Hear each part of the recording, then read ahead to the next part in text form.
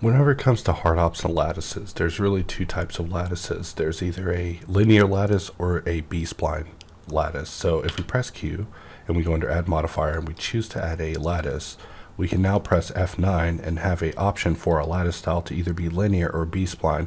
B-spline is a lot more gradual whenever it comes to deformation. It can be a lot smoother. However, linear gives you a one-to-one control of your object whenever it comes to controlling it using a lattice. So let's actually change this over to linear using the F9. And with that, we can actually just grab these 4 points and move this shape all the way down. And this is something that we cannot do with a B-spline situation. In fact, it'll just fall short. So we'll select this, go to the lattice settings, and just change all of these to B-spline just to show in action the differences.